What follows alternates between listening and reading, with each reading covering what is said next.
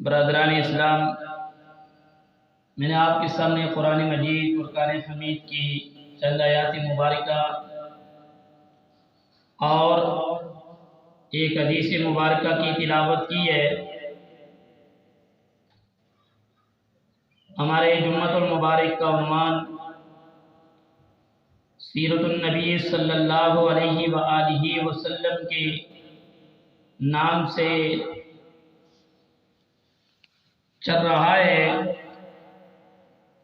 آج کے جمعۃ المبارک میں ہم سیرت النبی صلی اللہ علیہ وآلہ وسلم بعد از ہجرت مدینہ طیبہ کے 9ویں سال میں داخل ہو رہی ہیں۔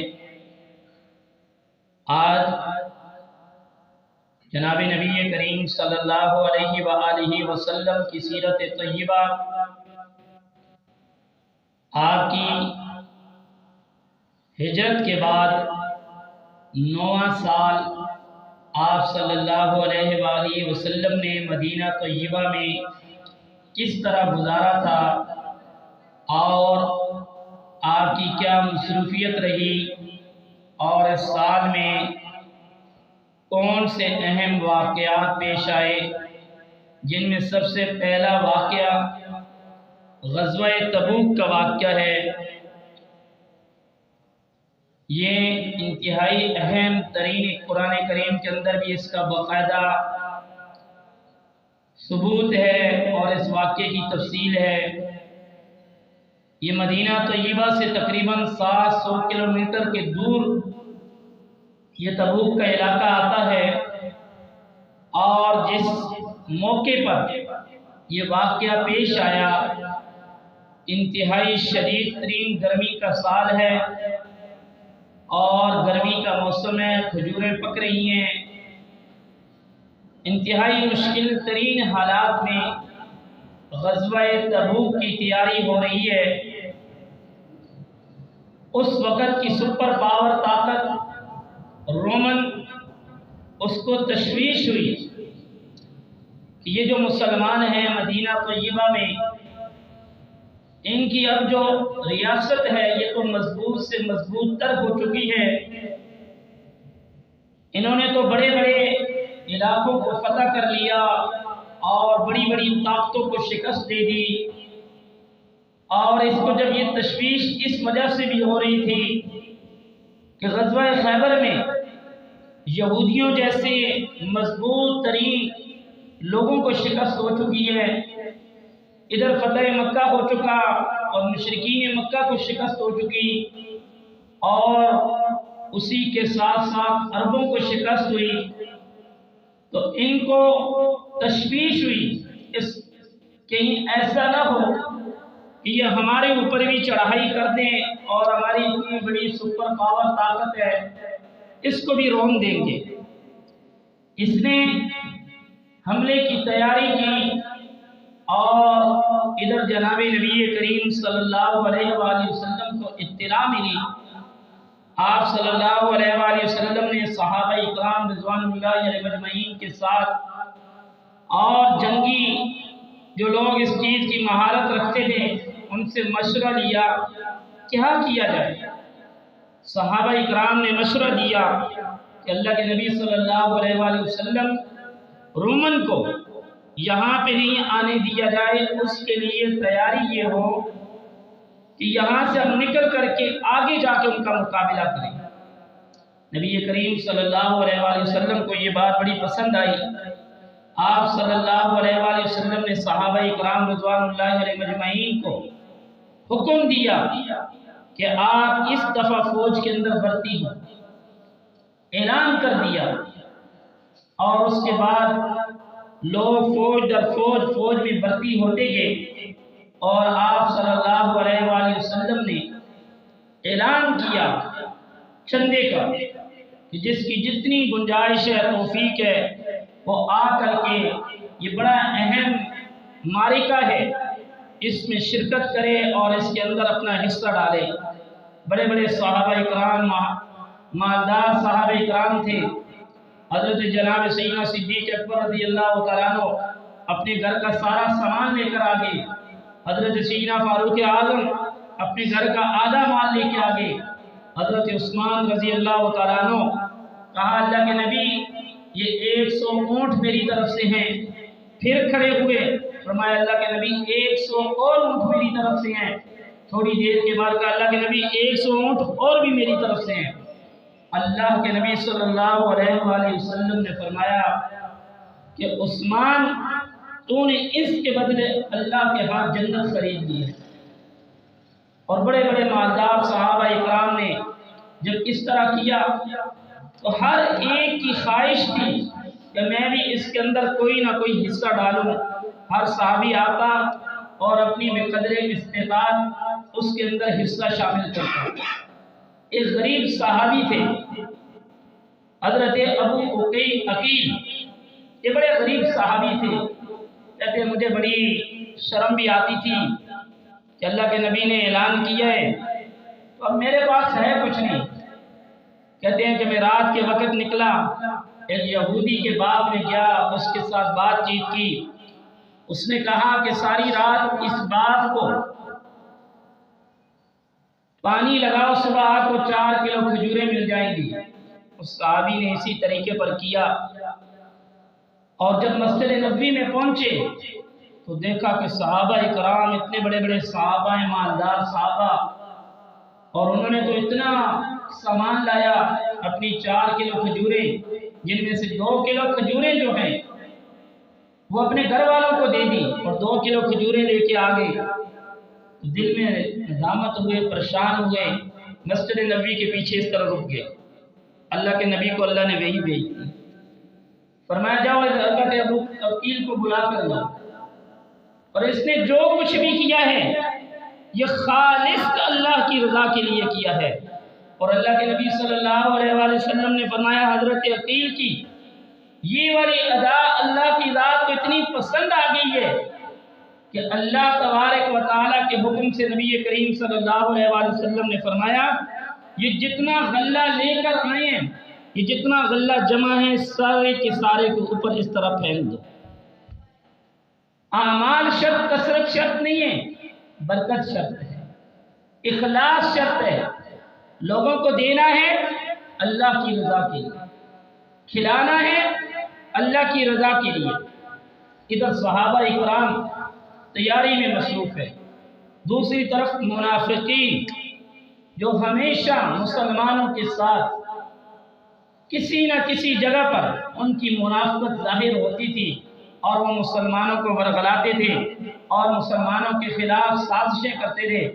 ادھر منافقین مسلمانوں کو کہہ رہی ہیں وہ دیکھ لو اتنا دور آپ نے جانا ہے، اور گرمی کا موسم ہے، تمہارے پاس کھانے پینے کا اتنا انتظام نہیں ہے، اور ایسے حالات ہیں، آپ کس لیے جا رہے ہو، کیوں اپنے آپ کو مروانے جا رہے ہو؟ یہی باتیں ہو رہی تھی، اللہ نے قرآن نازل کر دیا الذين يلمزون المتطوعين من المؤمنين في الصدقات والذين لا يجدون إلا جهدهم ويسخرون منهم سخر الله منهم ولهم عذاب أليم۔ قرآن کریم نے ان کو واضح پیغام دے دیا، اور کچھ ایسے لوگ بھی تھے جن کے پاس کوئی سواری نہیں تھی، کچھ بھی نہیں تھا، رونے والا گروہ اللہ کے نبی صلی اللہ علیہ وآلہ وسلم کے پاس آ گیا، فرمایا اللہ کے نبی جہاد میں جانے کا بڑا شوق ہے لیکن ہمارے پاس ہے کچھ بھی نہیں ہے، سواری کا بندوبست کر لیں، 700 کلومیٹر جانا ہے، اب سواری نہیں ہے۔ اللہ کے نبی نے فرمایا میرے پاس تو سواری کا بندوبست نہیں ہے، خود ہی کچھ کرنا پڑے گا۔ رونا شروع کر دیا، اللہ کو ان کا رونا اتنا پسند آیا، اللہ تبارک و تعالیٰ نے قرآن بنا کے نازل کر دیا وَلَا عَلَى الَّذِينَ إِذَا مَا أَتَوْكَ لِتَحْمِلَهُمْ قُلْتَ لَا أَجِدُ مَا أَحْمِلُكُمْ عَلَيْهِ تَوَلَّوْا وَأَعْيُنُهُمْ تَفِيضُ مِنَ الدَّمْعِ حَزَنًا أَلَّا يَجِدُوا مَا يُنْفِقُونَ۔ میرے محبوب یہ لوگ آپ کے پاس آئیں کہ ہمارے لیے سواری کا بندوبست کر دیں، اور آپ نے ان سے کہا کہ میرے پاس تو سواری کا بندوبست نہیں، اور وہ رو رہی ہیں۔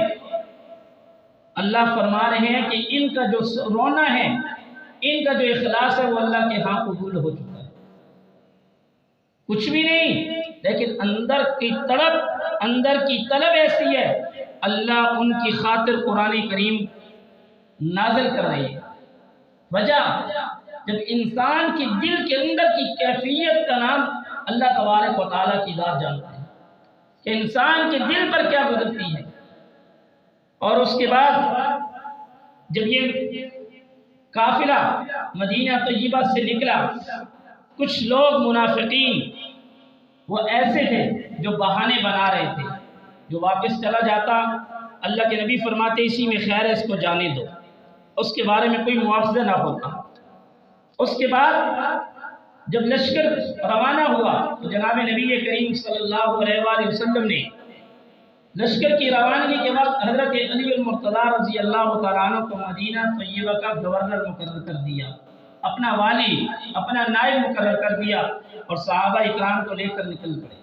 حضرت علی المرتضیٰ رضی اللہ تعالیٰ عنہ فرمایا اللہ کے نبی، لوگ جہاد میں جا رہے ہیں، میدان میں جا رہے ہیں، اور آپ مجھے یہاں پر بچوں پہ چھوڑ کے جا رہے ہیں اور عورتوں پہ چھوڑ کے جا رہے ہیں۔ اللہ کے نبی صلی اللہ علیہ وآلہ وسلم نے فرمایا حضرت علی، آپ کی مثال موسیٰ علیہ السلام کے بھائی ہارون علیہ السلام کی طرح ہے کہ جس طرح وہ کوئی طور پہ گئے تھے اور انہوں نے نائب اپنے پیچھے اپنے بھائی ہارون کو چھوڑا تھا، آپ بھی میری طرح اسی طرح ہیں، لیکن وہاں پر نبوت تھی، لیکن میرے بعد نبوت کا دروازہ بند۔ اور صحابہ اکرام نبی کریم صلی اللہ علیہ وآلہ وسلم کے ساتھ وہاں سے چل پڑے۔ مدائن یہ ایسی بستیاں تھیں جب یہاں سے نبی کریم صلی اللہ علیہ وآلہ وسلم جا رہے تھے، حضرت صالح علیہ السلام، حضرت ہود علیہ السلام، قوم عاد، قوم ثمود، ان بستیوں سے اللہ کے نبی صلی اللہ علیہ وآلہ وسلم کا گزر ہوا۔ آپ صلی اللہ علیہ وآلہ وسلم نے اپنی چادر مبارک سے اپنا چہرہ ڈھانپ لیا اور صحابہ اکرام سے فرمایا کہ اس بستیوں سے جلدی جلدی گزرو، کیونکہ یہ وہ بستیاں ہیں جن پر اللہ کی نافرمانی کی وجہ سے اللہ کا عذاب آیا ہے۔ ایسا نہ ہو کہ ان بستیوں میں رکنے کی وجہ سے کہیں ہم پہ بھی عذاب نہ آ جائے۔ اور صحابہ اکرام نے ان بستیوں سے پانی لیا تھا، اللہ کے نبی نے وہ پانی گرا دیا اور امت کو پیغام دے دیا۔ آج ہمارے یہاں کہیں سیلاب آ جائے، زلزلہ آ جائے، کوئی اور قدرتی آفت آ جائے، وہ ہمارے لیے سیرگاہ بن جاتی ہے، وہ ہمارے لیے سیرگاہ، حالانکہ وہاں پہ اللہ کا عذاب آیا ہوا ہے، اس بستی کے تو قریب بھی نہیں جاؤ۔ ہم نے وہاں پہ جا کے تصویریں کشی، نہ جانے کیا سے کیا کرنا ہے، وہاں پہ تو رہنے والوں پہ اللہ کا عذاب چڑھا ہوا ہے۔ مدد اور ہے اور پکنک پوائنٹ اور چیز ہے۔ ہماری زیادہ پکنک ہوتی ہے کہ وہاں پہ جا کر دیکھ کر آ جائیں۔ اللہ کے نبی نے فرمایا استغفار کرتے ہوئے یہاں ان بستیوں سے جاؤ۔ اور جب اللہ کے نبی صلی اللہ علیہ وآلہ وسلم تبوک کے میدان میں پہنچے اور اللہ کے نبی صلی اللہ علیہ وآلہ وسلم نے وہاں پر ایسا فی البدی خطبہ دیا کہ صحابہ اکرام رضوان اللہ علیہ مجمعین جانے قربان کرنے کے لیے تیار ہو گئے۔ اللہ کے نبی نے فرمایا فَإِنَّ أَصْدَقَ الْحَدِيثِ کتاب اللہ، سب سے سچی کتاب اللہ کی کتاب ہے، سب سے سچا نبی میں اللہ کا نبی ہوں۔ تم سب امتوں میں سب سے اعلیٰ امتوں، تقریباً 50 فکروں کا تبوک کا شاندار خطبہ اللہ کے نبی صلی اللہ علیہ وآلہ وسلم نے وہاں پر دیا۔ صحابہ اکرام جام شہادت نوش کرنے کے لیے تیار ہیں۔ کوئی آ رہا ہے اللہ کے نبی ہمارے لیے دعا کر دیں، ہم کسی کو مارے وہ ہمیں مارے، ہم وہاں پہ مر جائیں۔ اسی دوران ایک شخص مکہ المکرمہ سے مدینہ طیبہ آیا، حضرت ذوالجبارین اس کا نام تھا۔ یہ مسلمان ہو کر مدینہ طیبہ میں آئے، اللہ کے نبی صلی اللہ علیہ وآلہ وسلم سے سارا حال بیان کیا۔ فرمایا اللہ کے نبی جب میں وہاں سے نکل رہا تھا تو میرے چچا نے کہا یہاں سے اگر جا رہے ہو حضور کے پاس میں سب کچھ آپ سے لوں گا، میں نے دے دیا۔ فرمایا اللہ کے نبی میرے کپڑے بھی اتار دیے، اللہ کے نبی میں نے آپ کی خاطر وہ بھی اتار دیے ہیں۔ اور فرمایا فرمایا میری والدہ نے 2 ٹاٹ کے لباس تھے وہ مجھے دے دیے، کہا کہ بیٹا بالکل اس طرح تو نہ جاؤ۔ تو میں نے ایک کو اوپر باندھا، ایک کو نیچے باندھ لیا اور میں نے کہا کہ میں اللہ کے نبی سے جا کر ملتا ہوں۔ اللہ کے نبی نے فرمایا یہ آپ کا نام نہیں، آپ کا نام عبداللہ ہے۔ اور اس صحابی نے کہا اللہ کے نبی آپ میرے لیے دعا کریں، اللہ تبارک و تعالیٰ کی ذات مجھے جام شہادت نوش فرما دے۔ اللہ کے نبی صلی اللہ علیہ وآلہ وسلم نے فرمایا ضروری نہیں کہ آپ کو دشمن کی گولی لگے گی، تیر تلوار لگے گا آپ کو شہادت ملے گی، اس مبارک سفر میں جاتے ہوئے بھی آپ کو کچھ ہو گیا تو آپ شہید ہو جائیں گے۔ آپ کو بخار بھی ہوا، وہی بات ہوئی، وہ قافلہ چلتے چلتے کہیں گیا رکا، یہ صحابی بیمار ہوئے اور بیمار ہوئے وہیں پہ ان کا انتقال ہو گیا۔ اور اللہ کے نبی نے پہلے پیشن گوئی تھی کہ آپ اس راستے میں جاتے ہوئے اگر فوت بھی ہوگے آپ کو شہادت کا مقام اور مرتبہ ملے گا۔ اور اس طریقے پر صحابہ اکرام رضوان اللہ علیہ مجمعین میں سے 3 صحابی بغیر کسی عذر کے مدینہ طیبہ میں رہ گئے، حضرت کعب بن مالک، حضرت مرارہ بن ربیعہ اور حضرت ہلال بن امیہ، جلیل القدر صحابی تھے، وہاں پہ رہ گئے۔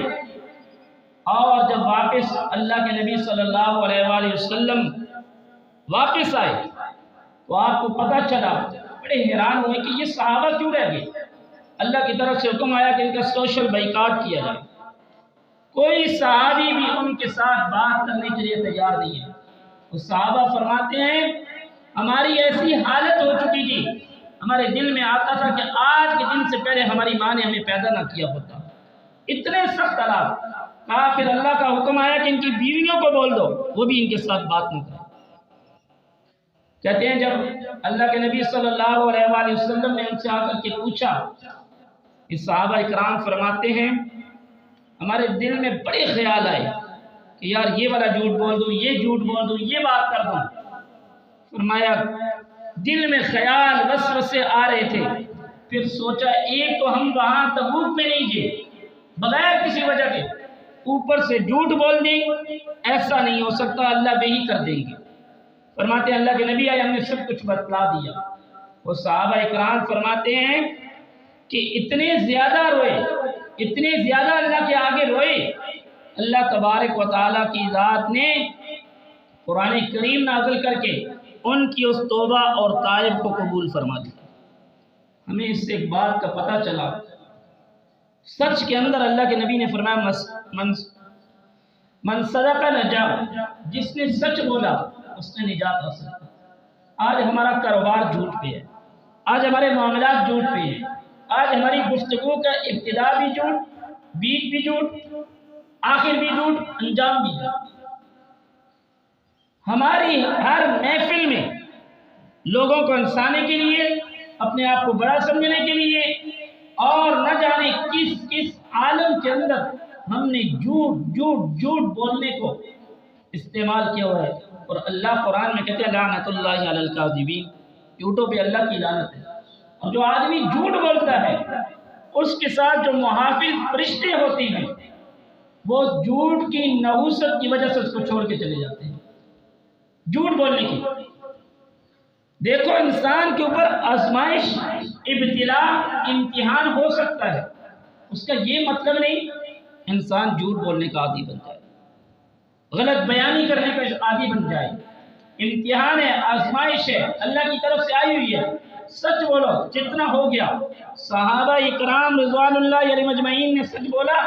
یہ 3 صحابی وعلى الثلاثة الذين خلفوا، یہ 3 صحابہ جو پیچھے رہ گئے تھے، حتى اذا ضاقت عليهم الارض بما رحبت وضاقت عليهم انفسهم، یہاں تک کہ ان کے اوپر زمین تنگ ہو گئی، وضاقت عليهم انفسهم، اور یہ اپنے آپ پہ بھی تنگ ہو چکے، وظنوا ان لا ملجا من الله الا اليه ثم تاب الله عليهم ليتوبوا، پھر انہوں نے اللہ تبارک و تعالیٰ کے آگے خوب گڑ گڑا کر کے توبہ کی، اللہ تبارک و تعالیٰ نے ان کی توبہ کو قبول کر لیا۔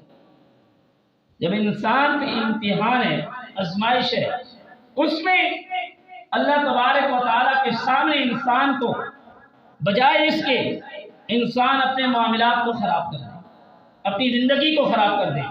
اللہ کا قرآن اور اللہ کے نبی کا طریقہ یہ ہے، اس وقت تم نے رجوع الی اللہ کرنا ہے۔